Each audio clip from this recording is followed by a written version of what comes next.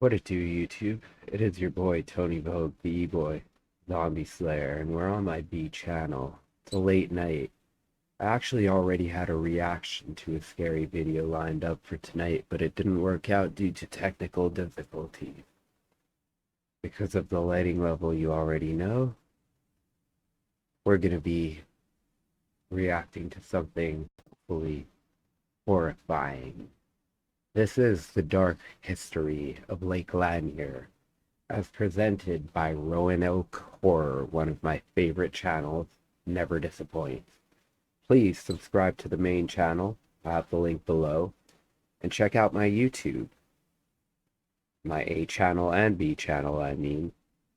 You can always follow me on Twitter, T0NY, B0GU3, and all my socials are at B0. Lakes are flocked to by thousands during the summer and spring months, especially in the south, but not a lot of people realize they can be fairly dangerous as well. As you head off for the summer day of jumping into any body of water, many people may not actually be as prepared as they presume themselves to be. See, one of the things that separates, say, ocean water... We talk about ghosts and monsters and stuff, but some of the most dangerous things out there are right outside of the city, just into the woods a little bit. How many natural park disappearances and phenomenon in the wooded areas have we discovered and explored personally on this channel, right? Let's see where this goes. Water from fresh water is that it's easier to sink in fresh water. Without the weight of the salt helping to keep you somewhat buoyant and afloat, all the energy that you have is going into swimming with very little pushback and help from the water. Not to mention the unseen threats that people absolutely never think about. These unseen threats range from maybe having a few too many beers that day and overestimating your swimming ability, to literal stumps located just a few feet under the water that, should you jump in just right, could result in your neck snapping like a chicken wing as you sink deeper into the murky waters below, unable to move and potentially still very much so conscious. But I would also say one of the dangers that people rarely think about are their own perceptions of distance when swimming. Swimming is exhausting, and when you're in the ocean, you may know where the land is, and unless you're pulled out by riptide. You know what, I am a certified lifeguard, and one thing I'll tell you is swimming is gosh darn exhausting. And to pass one of my lifeguarding exams, I had to swim to the bottom of the deep end of a pool. Now, I don't know how many meters it was, and I wouldn't know how to convert those meters to feet. Well, I would, but I'm not going to do that. But it was basically a rubber brick, 40 pounds of weight.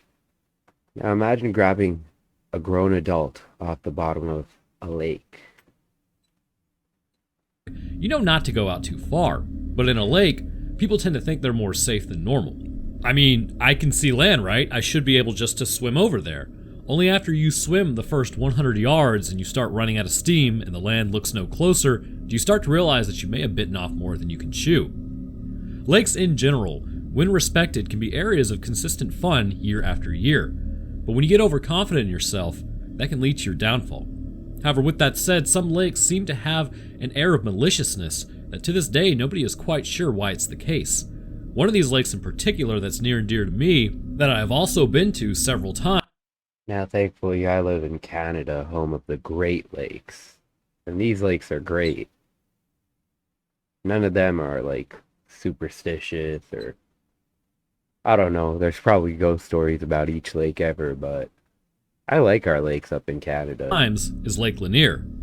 So before getting into the haunting history of Lake Lanier, I always do appreciate you guys watching this. I would love to get some feedback on this, as this is my first attempt into researching and diving into strange things, which I also plan on covering cryptids in the future as well. I will still be reading creepypastas too, but if you enjoyed this, then please leave a like and a comment. I plan on refining these more as I go along, so think of this like one of my first videos on my main channel. Probably... You know what? Let's follow by example. Let's click a like. I'll click a like here on Roanoke. Y'all click a like on my video at this time, and when it's done, go to Roanoke's and click a like on his. It's the circle of love. Pretty bad, but hey, I can only go from here. So there's something to know about Georgia, and that is naturally there are no bodies of fresh water to build up And as the devil lakes. went down to Georgia. In fact, it is said to be the The devil runoff did and go erosion down of to Georgia over Georgia. millions of years. And if you take a look at the topographical map of Georgia, you will see this is the case. From the mountains in the north to the flats in the south, it's all a downhill wash, which has left us with no lakes, so as a direct result, we had to make these lakes. Making lakes isn't as clear-cut as you might imagine, either, as sometimes the process... That changes everything about my perception so far about this lake. It's an artificial lake. Now, please don't tell me it's on some sort of aboriginal burial ground or some shit like that. Either way, people died in the construction of this lake, I guarantee you. Of making those, you will have to displace people, destroy buildings, you might even have to dig up some graves in order to get them out of there. Prior to its creation, it had a dark history to it, and that may be why the idea of the lake itself, being haunted today, continues on. To understand this history and why people hold these views, we need to talk about the actual events that led up to the creation of this lake. It became apparent that Georgia needed access to stable water. While the Chattahoochee River successfully supplies a lot of the water through Georgia, droughts and other issues threaten to alter the amount, which, as you might guess, could be an issue for a growing community. Looking at other areas in the map who naturally have lakes and reservoirs to draw from, that would be the way to go in terms of keeping everything more stable. Prior to the 1950s, an area of Forsyth County, Georgia would be scouted out as a possible reservoir area in order to supply the growing towns in the surrounding area with reliable sources of water. So a reservoir area, I'm assuming, is where they just collect a bunch of water in case of shortages? Yeah, that's what a reservoir is, right? However, with a lot of towns in the area being more affluent, some towns and valleys were not doing as well. One town in particular was Oscarville, Georgia, and that would become the target, or at least would have to be removed if the lake was going to exist. But even prior to this, cursing of the land was pretty evident. There were other events that happened that would be sort of the first blood, so to speak. Going back to the 1830s, this land used to belong to the Cherokee Nation by and large, but much like the product... White people, y'all done fucked up. Used to belong to the Cherokee? Here we go. We in for some shit now. Of that era, confrontation for land seemed all but inevitable. The U.S. government would expel the Cherokee from the area to the southeast of Lake Lanier, where the Trail of Tears would begin, which would result in the ending of many who were forced out during this time frame. Scooping up this land, it would be 80 years later that a turn of events would take place that would continue to highlight how volatile the area was for the people that lived there.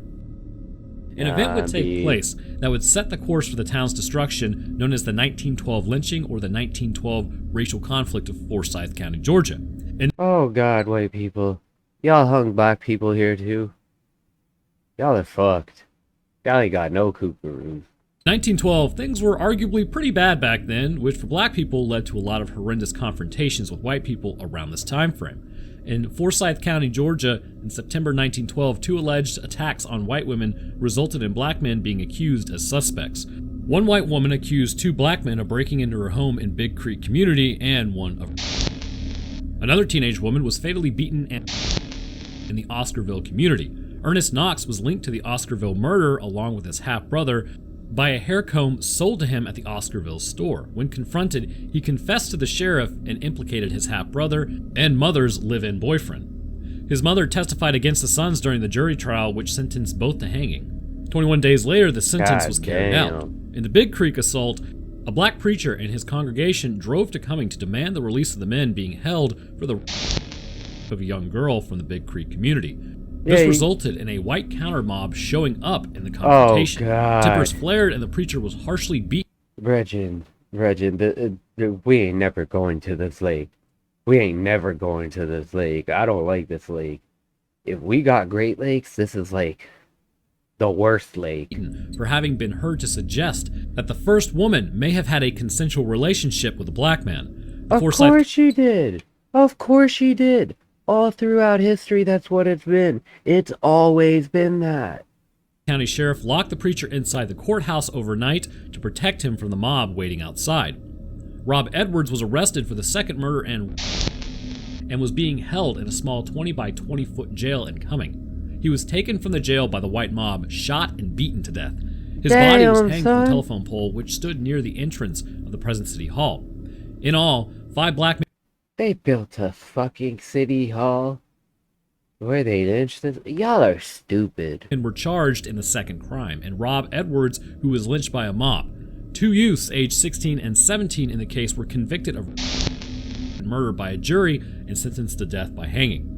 In 1910, more than 1,000 black people lived in the county, which had more than 10,000 white people. After the trials and executions, bands of white men known as Night Riders from Cherokee and other nearby counties threatened and intimidated black inhabitants.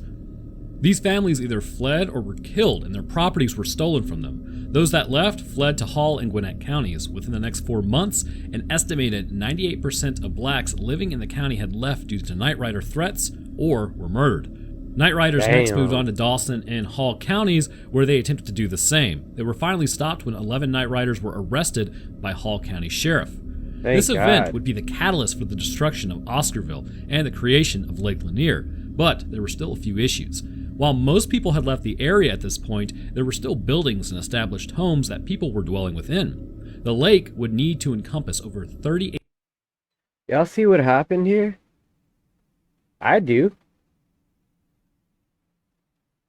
There were no beefs between the people, alright?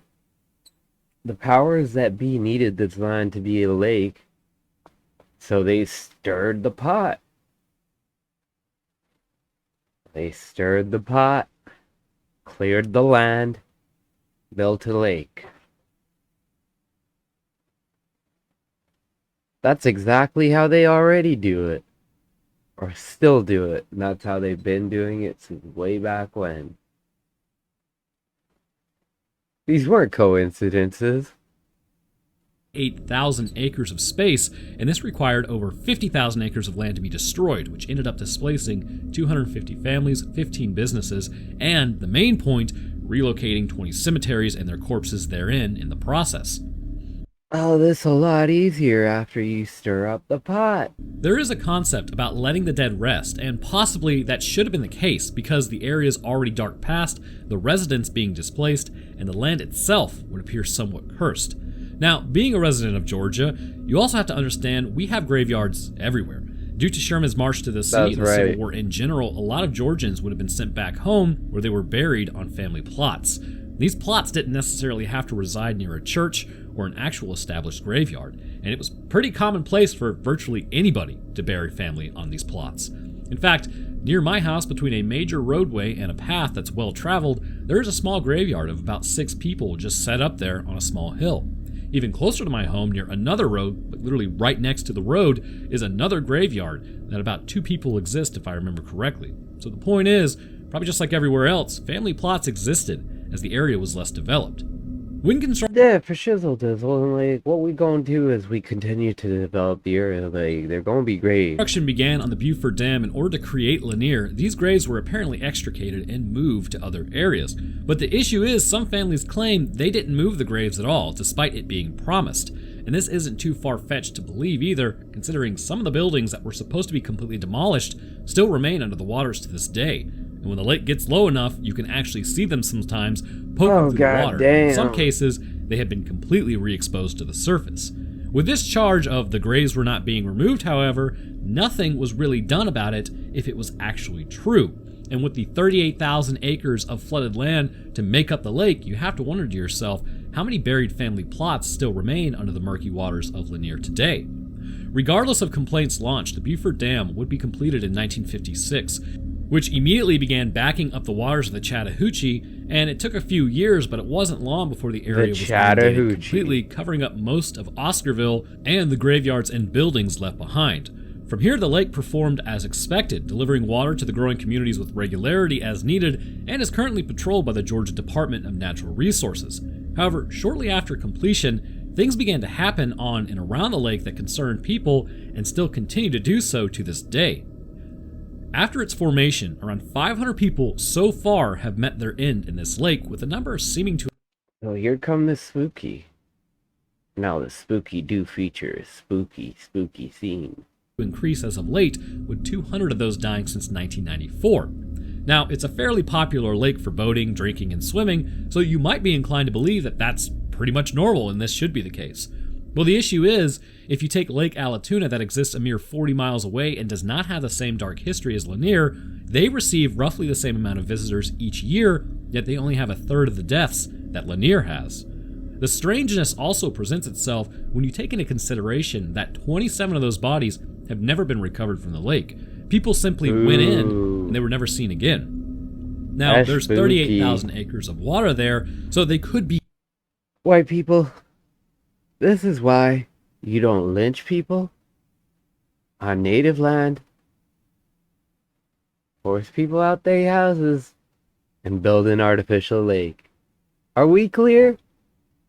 Anywhere, but even despite dredging the lake's bottom, sending in highly experienced dive teams, and knowing exactly where they went in and the current of the lake, their bodies were never found. You may be tempted to think that it may be alligators, but actually, we don't have alligators naturally in our lakes or rivers. Now, this doesn't stop people from dumping them off, which kind of sucks, but usually they are identified fairly quickly and pulled out of the waters so that they don't pose a threat to anybody that wants to go in the lake. Lake Lanier has also been known to have several references to one woman in particular who is the lady in the lake. The year was 1958, and two friends had gone to a dance earlier. Bro, no. No. We got the Cherokee.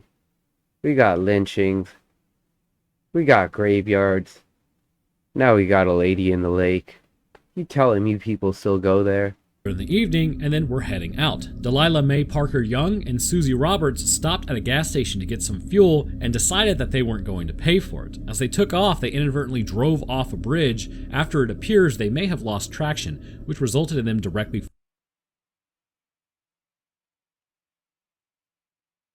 For those of y'all that think crime has a color or a social class,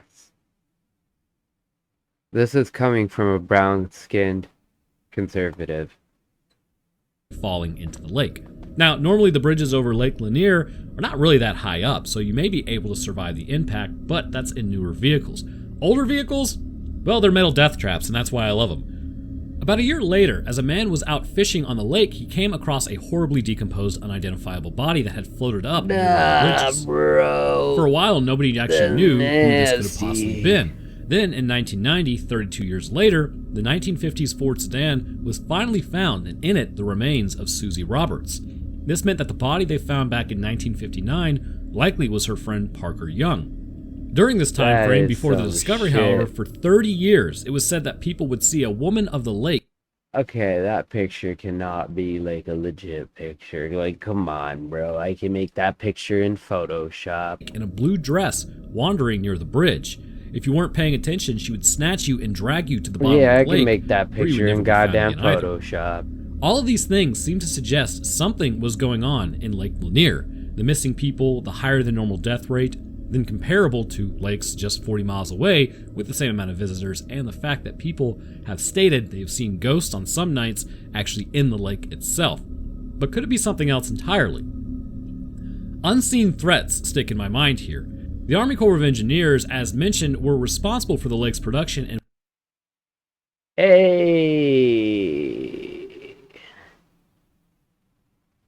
Hey, the Army Corps of Engineers. Let's see where this goes. With it, corners were cut. Now, I don't know if you've ever been to Georgia or not, but we have some fairly thick woods out here. The type of woods that are almost impossible to move through as trees are so tightly packed in. This area of Georgia is no different.